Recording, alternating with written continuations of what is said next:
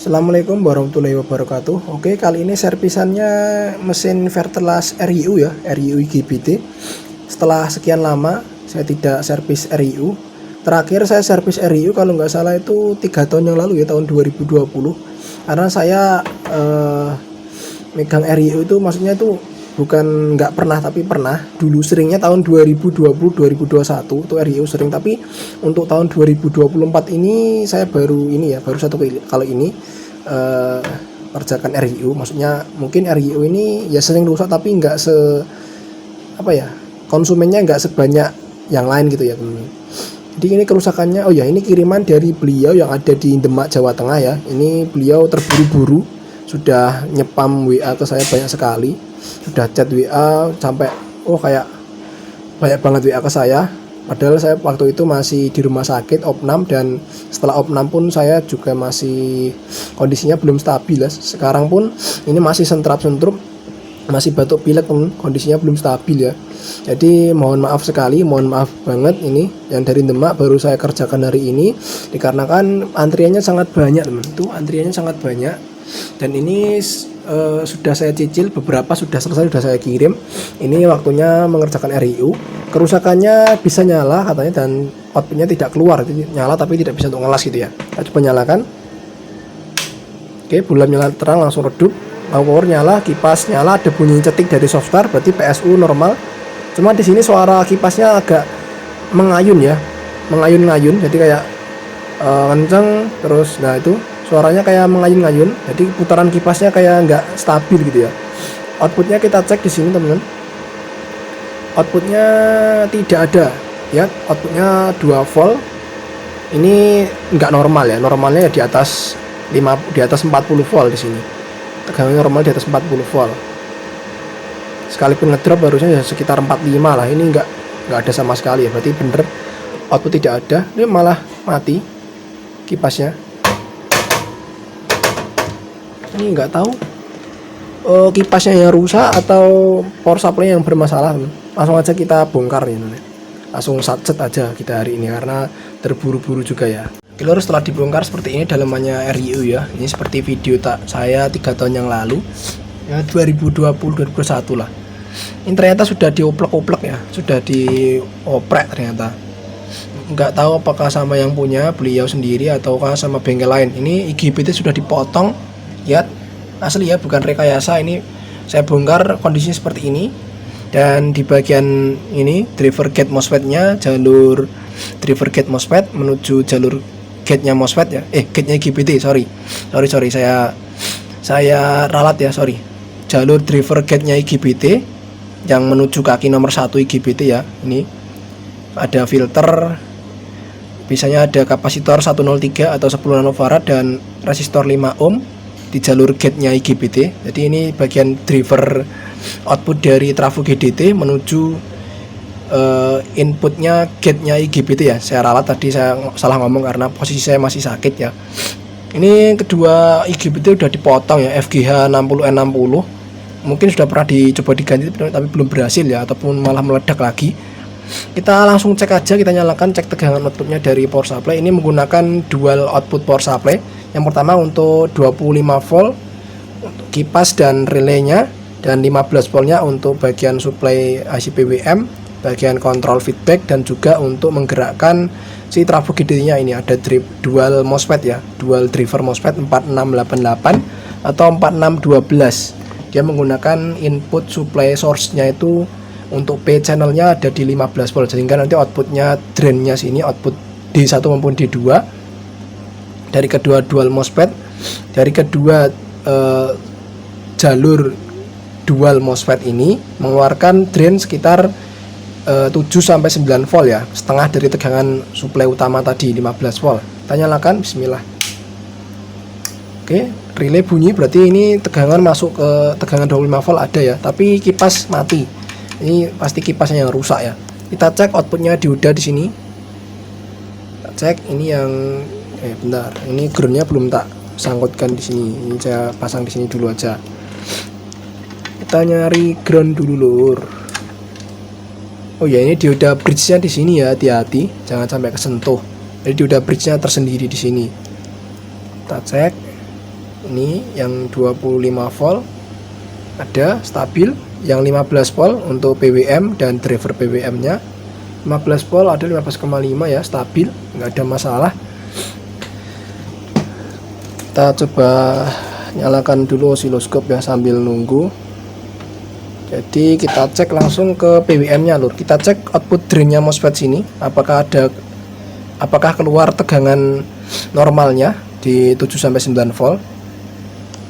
Nggak keluar sama sekali, 0 ya, 0,2. Yang satunya output B nya sama sekali nggak ada, berarti trafo GDT ini, driver GDT ini belum jalan ya. Pantas saja ini diganti GGBT masih belum berhasil, atau mungkin sebelumnya malah jebol karena tegangan gate-nya belum hadir, ini belum muncul ya, karena di bagian driver MOSFET-nya aja ini nggak keluar tegangan apa-apa ya, cuma 0,2. Normalnya 7-9 volt di sini. Dan ketika cek frekuensi di sini juga tidak keluar, ngacak frekuensinya ya. Oke, kita langsung cek aja di IC PWM nya apakah suplainya masuk ke sini. Ini kaki nomor 15 volt ada ya, normal. Kita cek juga di op-amp LM 358 kaki nomor 8 ya, untuk VCC nya 15 volt ada, berarti untuk suplai kedua IC aman.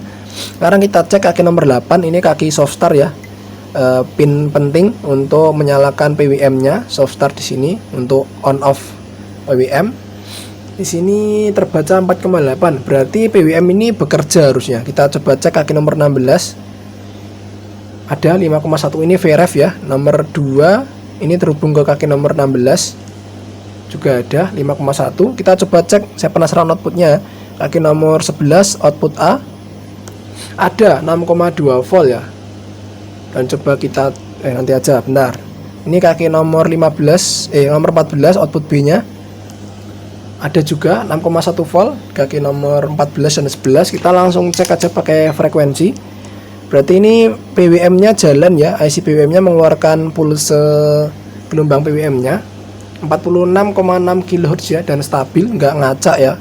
Tadi yang ngacak di output drain nya driver.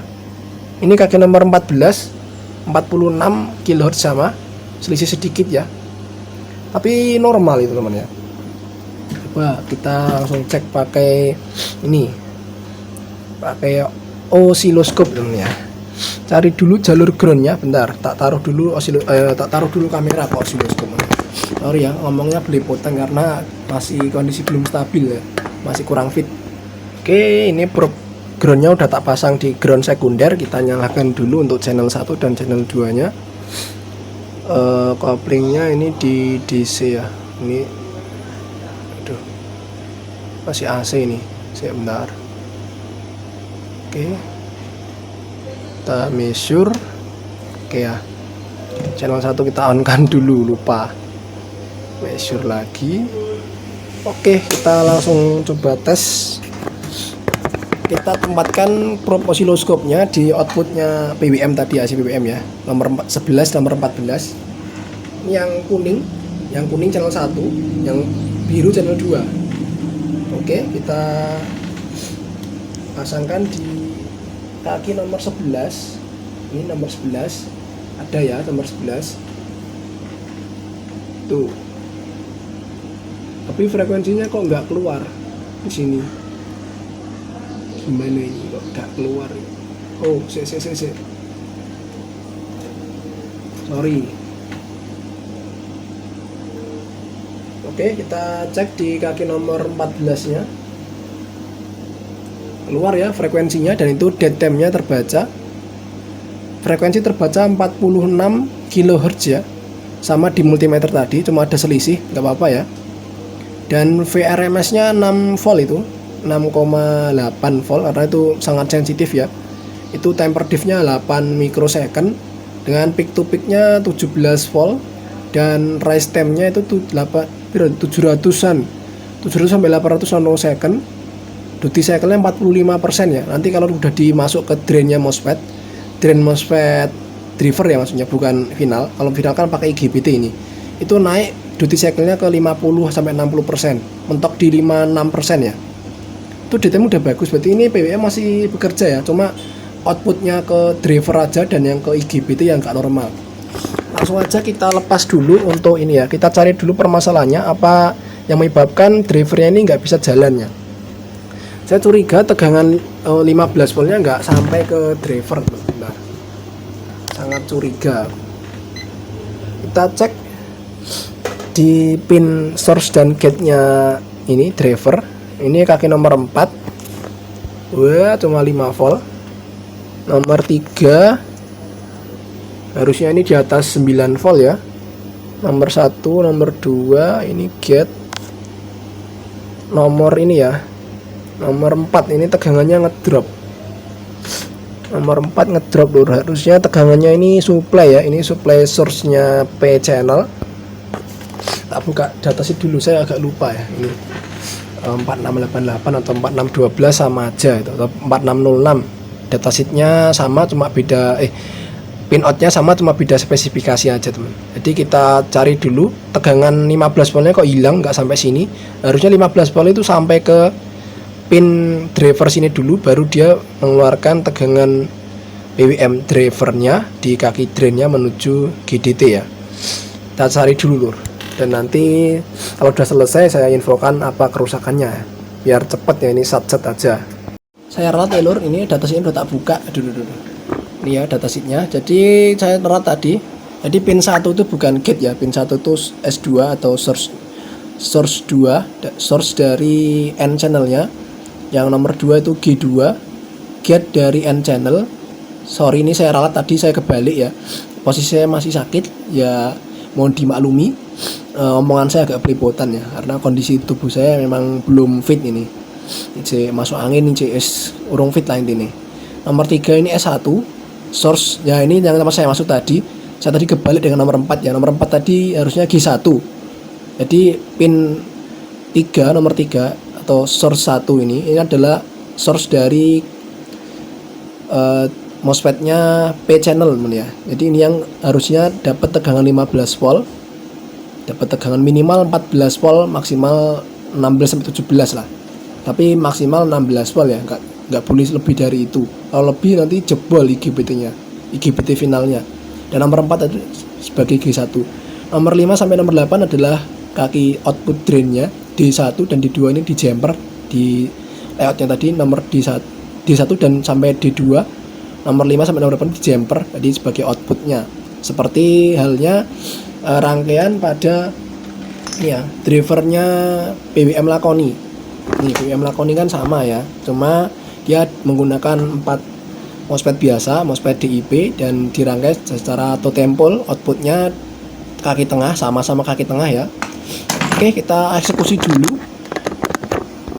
Oke, di sini yang menyebabkan tegangan 15 volt yang nggak sampai ke driver MOSFET-nya yaitu resistornya putus.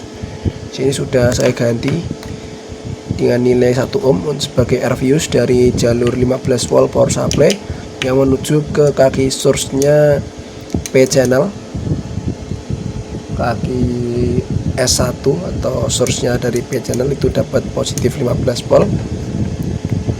Ini resistornya udah tak pasang dan kita coba langsung nyalakan ya. Inilah udah tak pasangkan untuk probe osiloskop, dan ini elko saya lepas dulu untuk ngecek tegangan 15 voltnya di sini.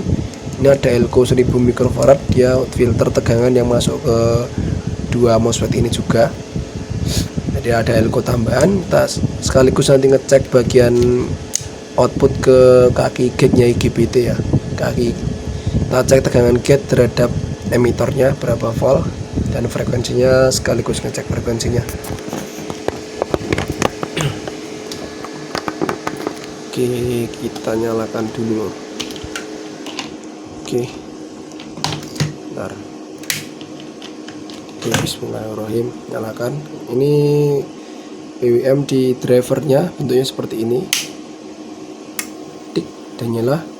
Itu frekuensinya terbaca 44,32 kHz ya, stabil dengan VRMS nya 9,2 volt.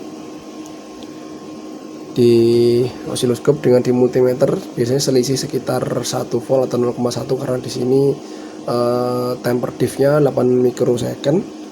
Itu duty cycle 56,7% ya, naik sekitar 10% dari yang outputnya sebelumnya di BWM, dan rise time-nya itu di 40 nanosecond dengan cyclic RMS-nya 12 volt. Kita cek ini pakai multimeter. Di sini 8,5 ya, diselisih sekitar 0,5 volt. Udah stabil. Kita lanjut ngecek untuk bagian gate IGBT yang high set dan low setnya. Kita cek pakai multimeter. Kita bandingkan dengan frekuensi yang ada di driver BWM nya. Oke. Ini kipas posisi mati, belum diganti, nanti sekalian ganti kipas pendinginnya. Ini kaki gate probe hitam, kita balik aja. Kaki gate-nya probe merah, kaki emitornya probe hitam. Tegangan 14 volt AC dengan frekuensi 44,8, sama ya dengan di osiloskop. Sekarang kita pindah yang sebelahnya, yang low set. Kita cek juga. Ini yang low set 14 volt dengan frekuensi 44,8. Sudah aman dipasangkan IGBT baru. Oke.